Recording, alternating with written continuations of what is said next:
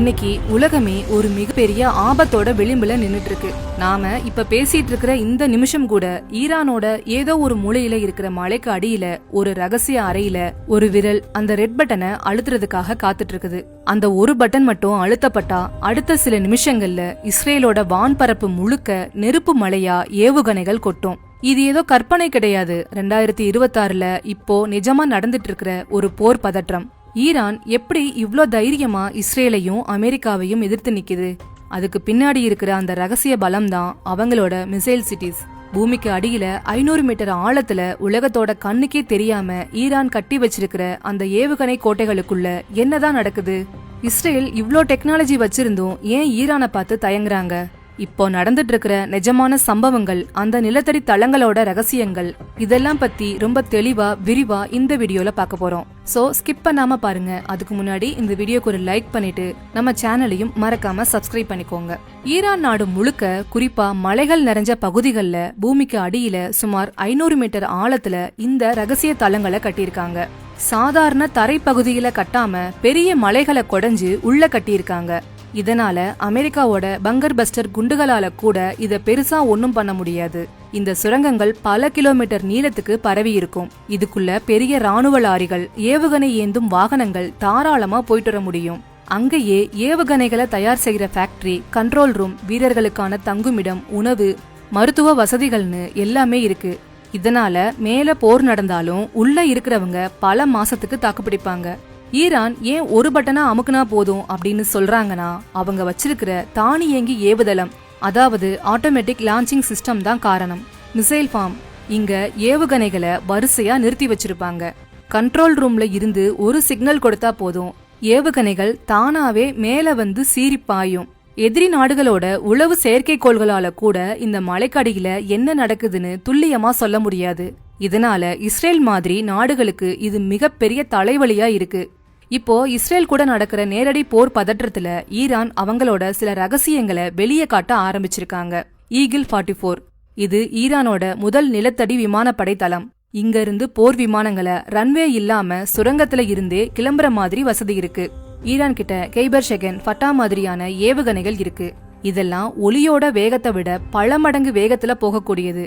பூமிக்கு அடியில இருந்து இதுங்க சீறி பாயிரப்போ இஸ்ரேலோட அயன்டோம் சிஸ்டமே திணறி போயிடும்.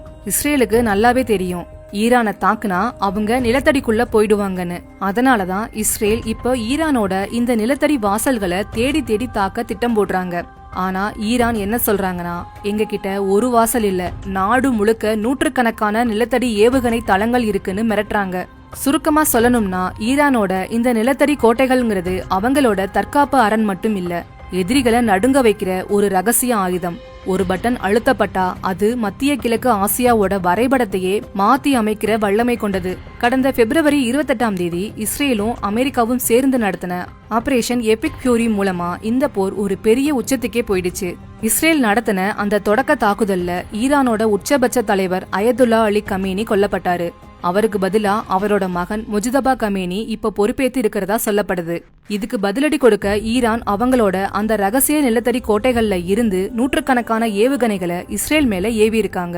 இத போர் மொழியில ட்ரூ பிராமிஸ் போர் அப்படின்னு சொல்றாங்க. ஈரான் இப்ப உலகத்துக்கே ஒரு பெரிய சவால் விட்டுருக்கு. உலகத்தோட முக்கியமான எண்ணெய் போக்குவரத்து நடக்கிற ஹார்முஸ் ஜலசந்தியை மூடிட்டாங்க. அங்க வர அமெரிக்கா மற்றும் இஸ்ரேல் கப்பல்களை தாக்குறதுக்காக ஈரான் கடலுக்கு அடியில கண்ணி வெடிகளை வச்சிருக்காங்க. இதனால உலகத்துக்கே பெட்ரோல் டீசல் தட்டுப்பாடு வர்ற நிலைமை உருவாகி இருக்கு. இஸ்ரேல் இப்போ ஈரானோட தரைப்பகுதி தாக்குதல்களை முடிச்சிட்டு அவங்களோட நிலத்தடி ஏவுகணை தளங்களை அழிக்க திட்டம் போட்டிருக்காங்க. அமெரிக்காவோட ராட்சத குண்டுவீச்சு விமானங்கள் மூலமா இந்த பதுங்கு குழிகளை தகர்க்க போறதா செய்திகள் வருது. இஸ்ரேல் இப்போ ஈரானோட ராணுவ கட்டமைப்பை மொத்தமா அழிக்காம விடமாட்டோம்னு ஒத்த கால்ல நிக்கிறாங்க. அவங்களோட ஏவுகணை தற்காப்பு வசதிகள் ஓரளவுக்கு பாதுகாத்தாலும் ஈரானோட தொடர் ஏவுகணை தாக்குதல்களால இஸ்ரேலோட சில முக்கியமான நகரங்கள்ல பாதிப்பு ஏற்பட்டிருக்கு. ஈரான் அவங்களோட நிலத்தடி ஏவுகணை நகரங்களை முழுமையா பயன்படுத்த ஆரம்பிச்சிட்டாங்க. எங்க கிட்ட ஒரு தளம் இல்ல, நாடு முழுக்க நூற்றுக்கணக்கான ரகசிய தளங்கள் இருக்கு, எங்களை யாராலையும் அழிக்க முடியாதுன்னு ஈரான் சவால் விடுறாங்க. இந்த போர் ஈரான் இஸ்ரேலோட மட்டும் நிக்காம லெபனான், சவுதி அரேபியா, ஐக்கிய அரபு அமீரகம்னு பக்கத்து நாடுகளுக்கும் பரவ ஆரம்பிச்சிருக்கு. இந்த உலகமே இப்போ ரொம்ப பதற்றமா கவனிச்சிட்டு இருக்கிற விஷயம் இந்த ஈரான் இஸ்ரேல் போரோட பின்விளைவுகளை பத்தி தான். இத 4 முக்கியமான கோணத்துல பிரிச்சு பார்த்தா நிலைமை எவ்வளவு மோசமா இருக்குன்னு நமக்கு புரியும். ஃபர்ஸ்ட், உலக நாடுகளோட பிளவு. இந்த விவகாரத்துல உலக நாடுகள் 2 துண்டா பிரிஞ்சு நிக்குது. அமெரிக்க அதிபர் ட்ரம்ப் இந்த ஆபரேஷன் எபிக் ஃபியூரி மூலமா ஈரானோட அணுசக்தி திட்டத்தையும் ஏவுகணை சக்தியையும் மொத்தமா ஒழிக்கணும்னு குறியா இருக்காரு. இது தற்காப்புக்கான நடவடிக்கைன்னு அவங்க சொல்றாங்க. ரஷ்யாவும் சீனாவும் இந்த தாக்குதலை கடுமையா கண்டனம் செஞ்சிருக்காங்க. ஈரானோட இறையாண்மைய இஸ்ரேல் மீறிட்டதா அவங்க குற்றம் சாட்டுறாங்க. ஆனா இப்ப வரைக்கும் அவங்க நேரடியா போர்க்களத்துக்கு வரல. ரஷ்யாவுக்கு இந்த போர்னால உக்ரைன் விவகாரத்துல இருந்து உலகத்தோட கவனம் திசை திரும்புறது ஒரு லாபமா பார்க்கப்படுது. சவுதி அரேபியா, ஐக்கிய அரபு அமீரகம் மாதிரியான நாடுகள் ரொம்பவே இக்கட்டான நிலைமையில இருக்காங்க. அவங்க ஈரான் மேல இருக்கிற கோபத்துல இஸ்ரேலை எதிர்க்கலைனாலும் போர் தங்களோட நாட்டுக்குள்ள பரவிடுமோன்னு பயப்படுறாங்க. செகண்ட், பொருளாதார அடி. இதுதான் இப்போ நம்ம எல்லாரோட பாக்கெட்டையும் பாதிக்க போற விஷயம். ஈரான் ஹார்முஸ் ஜலசந்தியை மூடுனதுனால உலகத்தோட 20% எண்ணெய் போக்குவரத்து நின்னு போச்சு. இதனால பெட்ரோல் டீசல் விலை கண்ணுமைக்கிற நேரத்துல ராக்கெட் வேகத்துல உயர்ந்துட்டு வருது. உலக நாடுகளோட பங்குச்சந்தைகள் இப்போ ரொம்ப சரிவை சந்திச்சுட்டு வருது. இது வெறும் ஈரான் இஸ்ரேல் போரோட நிக்கல.